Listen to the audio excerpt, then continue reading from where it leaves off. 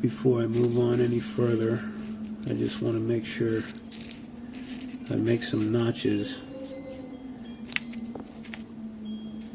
in the seams of these two pieces of material attached to the zipper, and also the bottom panel.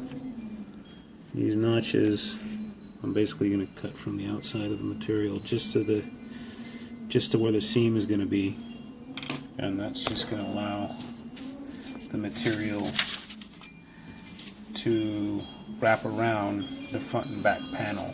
It's going to wrap around it and where those right angles are.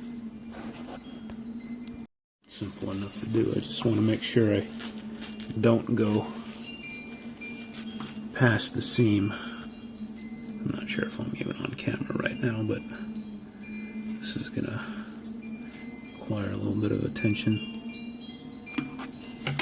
So that's all we really need to do.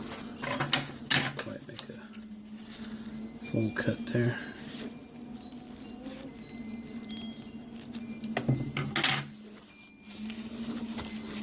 That'll work. That's all we needed to do. So we just got to make a total of about 8 of those, including the bottom panel. Now that we got these notches cut, it's time to install our zipper sliders. This can be a little tricky the first time you do it. You just start by separating the two halves of the zipper teeth. I only like to do a little bit. And then just feed both sides into the zipper slider.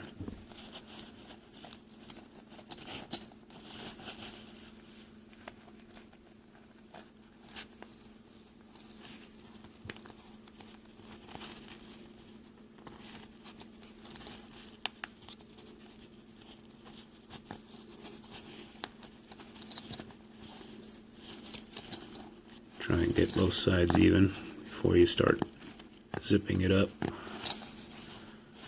think we got it.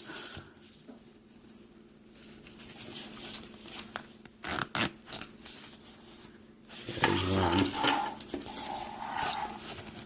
Try and get the other one done.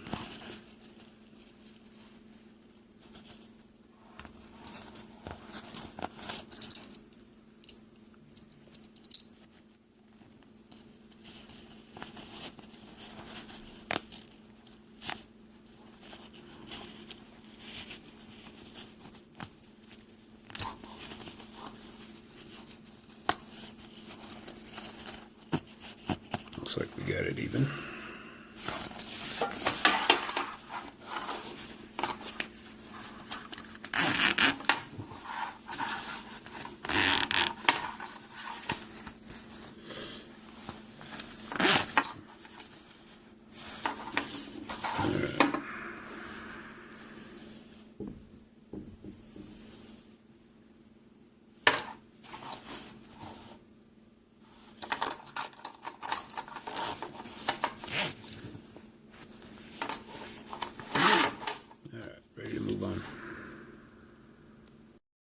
Now that I got my zipper sliders in place, I can go ahead and install some pull tabs on either side of the zipper. These are basically just something to pull against as you're opening the zipper and closing it. Now on the backpack, it uses the same nylon webbing that the PALS webbing is made out of. That's the mil-spec 17337 webbing. But I've decided that's overkill for these pouches. You can go ahead and choose to leave these off altogether. On my last pouch, I was considering doing that,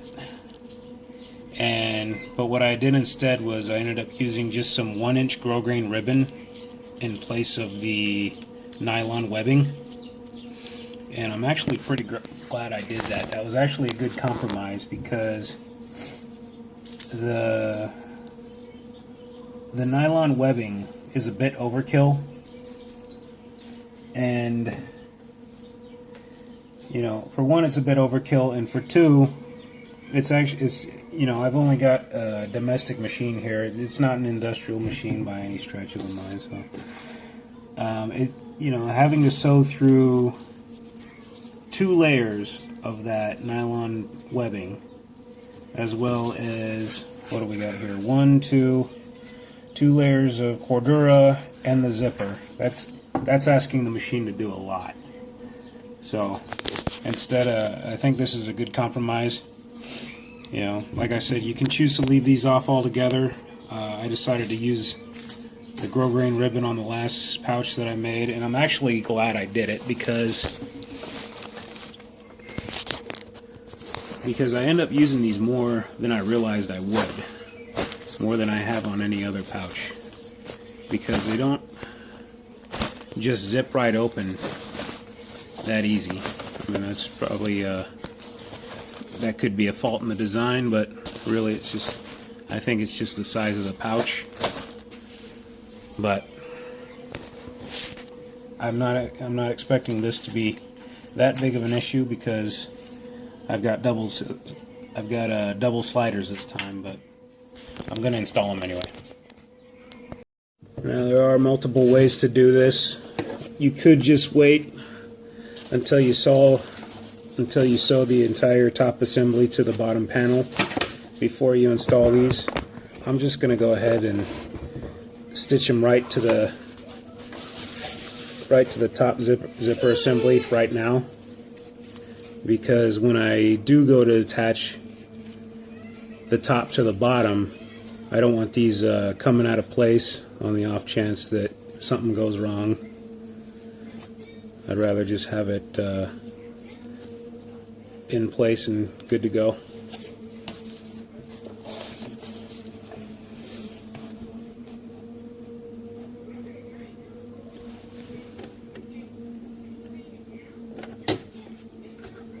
I'm gonna move my needle back to the right side.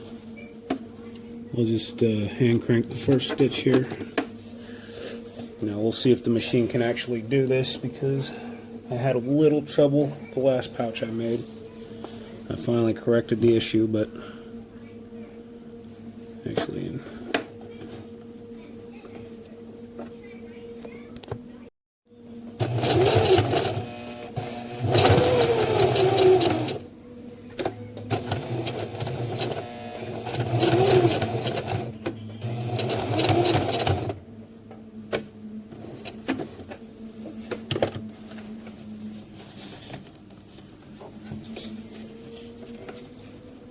looks like my machine is jammed up a little bit.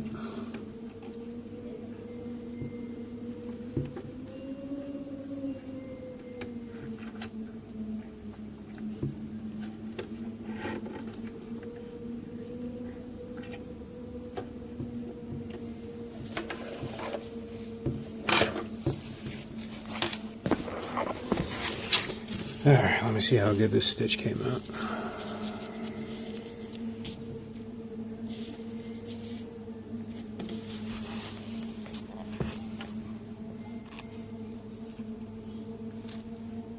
Yeah, I'm going to have to redo that.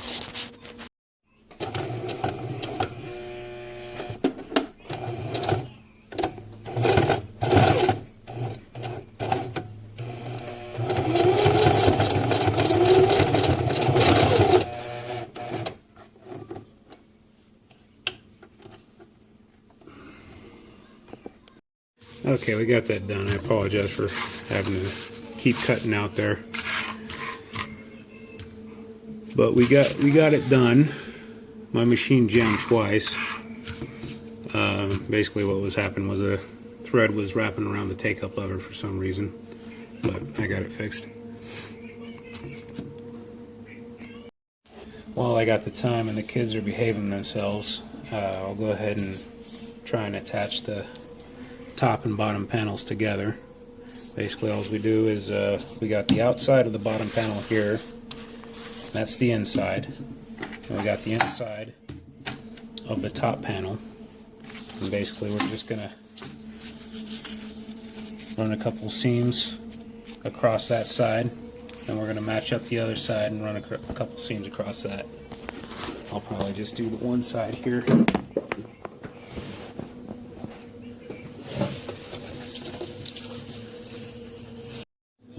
Okay, I could flip this all together and make things easier, but I'm kind of in a hurry. Full disclosure, I just made a mistake a second ago. I tried to sew these two panels together, and like I was just talking about, the two outsides are supposed to be touching each other.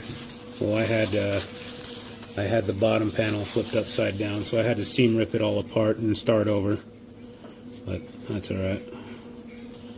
Everybody makes mistakes. Don't judge me too harshly. Alright, I'm going to make sure that I'm lined up at 3/8 of an inch right here. There's a guide on the machine. Make sure I want to be in the center needle position. I apologize for my son. He's over there playing with his Elmo toy. But we'll go ahead and hand crank to get that first stitch started.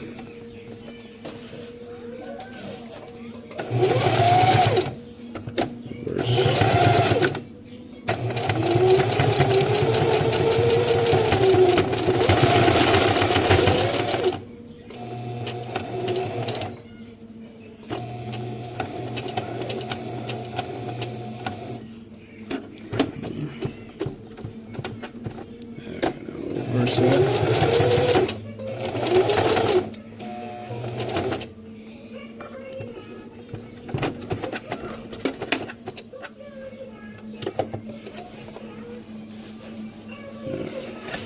Hopefully that turned out okay. Yeah, that didn't turn out too bad. Let me go ahead and trim these tags off.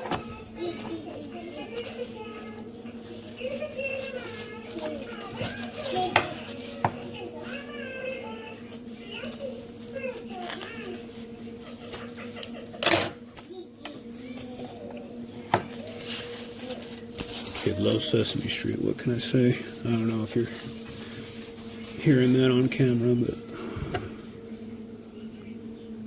boy loves Elmo. Alright, now I'm going to move my needle position back to the right hand side. Start another stitch.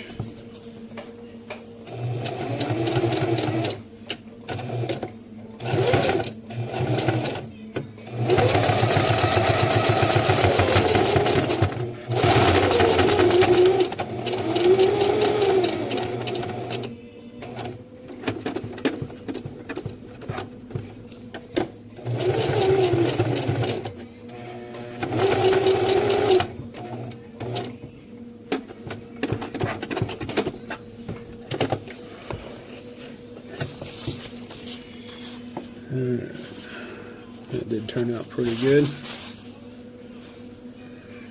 I'll just go ahead and do the other side.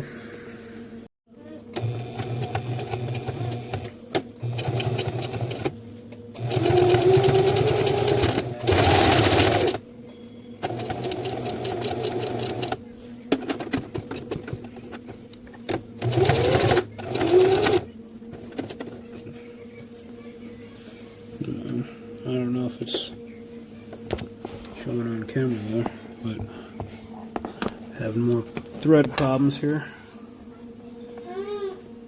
It's getting pretty tangled up there. Let's see if I destroyed my project. Looks like we're okay.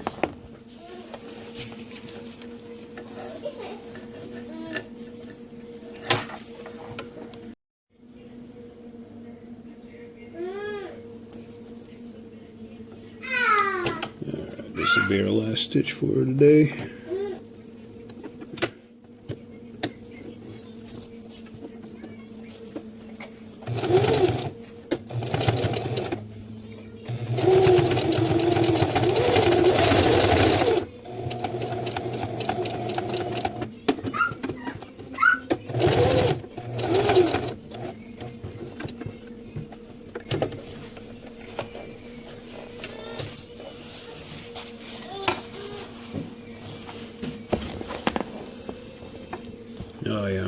pull that apart and redo it.